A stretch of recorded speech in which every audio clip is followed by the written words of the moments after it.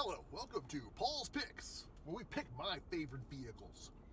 I have a lot of experience with this particular vehicle, so I want to give it a review, even though this one is a thumbs down. The Nissan Pathfinder. Historically, they were so cool. Didn't have much experience with them, but at my job, we picked up some of these for our road supervision vehicles. So this one here is a 2017 model. I'm not sure if it's the first year, it might have been the second year, but this is a really basic model.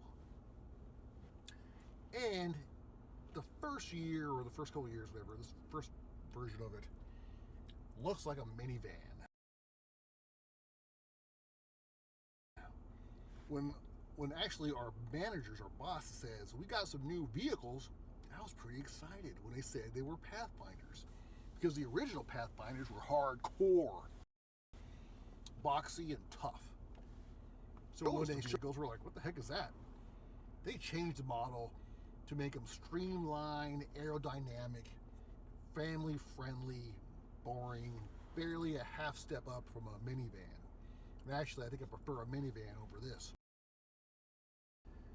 Okay, besides the styling, which is totally boring, here's the problems. Let's see here. The looks are very vanilla, especially this one particular model. It is boring. Give you a look.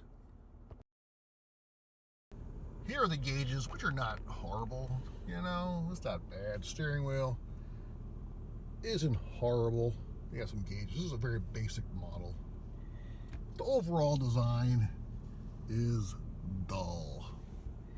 The radio, you know, it's not touchscreen, is it? No, not even touchscreen in this model. Does not have a reverse camera. Has very basic AC heater system, but the AC works well on this one. So that's the important thing. Radio, it works well. It's boring. Styling is boring. The seats are boring. But you know, that doesn't make me say don't buy it. On the contrary, if something works well, I don't really care so much for the fine little details. I'm more into the performance of the vehicle. If it drives well, it's comfortable, then hey, I'm happy with it. I'll give it a recommendation, even if it's pretty boring. So what's the problem? Besides, it has a very dull exterior, a very dull interior. It handles decent. Pretty middle ground, you know, nothing too exciting. And the acceleration, it's got the variable transmission. This one here isn't too bad. This actually is my loaner vehicle. Give a little drive.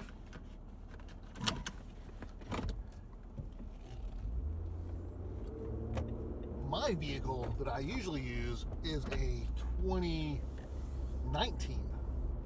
So they made a little tweaks on the styling, so it makes it a little better on the inside and the outside. It has a little more upgraded features. This one here, a 2017 model, it might be 2016, 2017.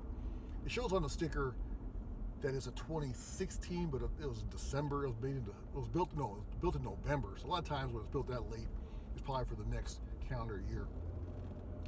So I'm guessing this is probably a 2017 model.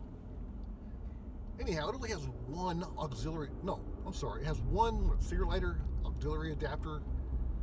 So there's the newer one has two of them, plus it has two places for your cell phone chargers. So they upgraded that. The newer one 2019 has the rear view camera. It has the Bluetooth. This one does not have Bluetooth. What? It's not ancient. It's only a few years old. So it's a very basic model. But still, like I said, if it performed awesome, I wouldn't care. If it was like a Porsche 911 with no features, no radio, I would want some AC. I don't care. No heated seats, no heated nothing power, anything. I'm fine if it drives well. It's got power, handles killer. That's what I'm about. I might even settle for an ugly car if it drives crazy good. But it's not the case in this one.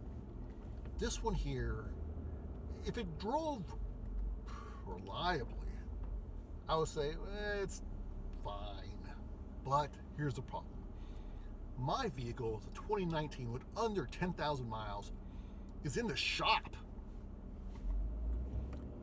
How is a brand new vehicle in the shop? It was not for something simple like a radio knob or something. No, the transmission is acting all crazy. It like pulsates. When you hit the gas, it pulsates. Like, it's trying to, you get that variable transmission, but it's not like catching the right spot. It doesn't know where to go.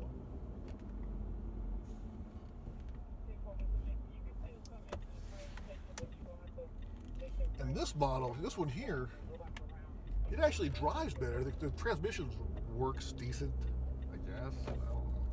It doesn't have the same problem, but I got a feeling it's because I drove the other one. This is not my vehicle. I drove it a few times, but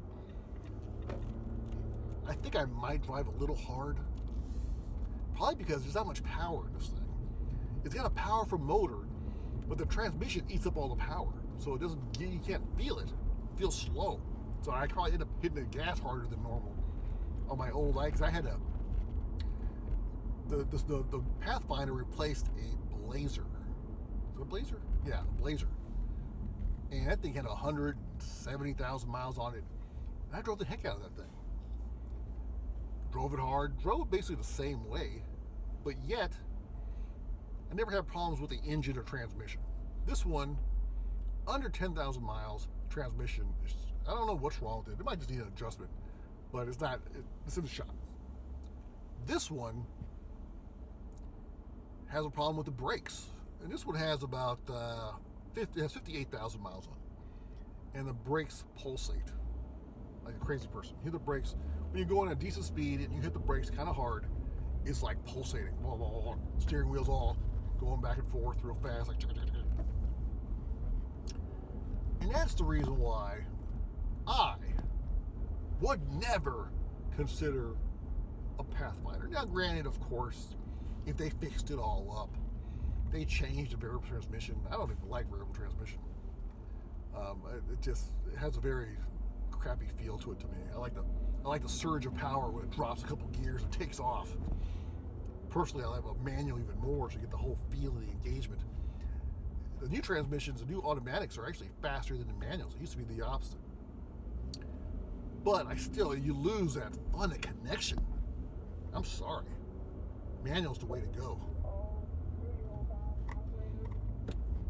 So, but if you're looking for a manual, I prefer a regular, even though the variable transmission is supposed to get better gas mileage, and I think it does, but you're losing something for it, though. You're gaining gas mileage, and you're losing the nice feel, the power.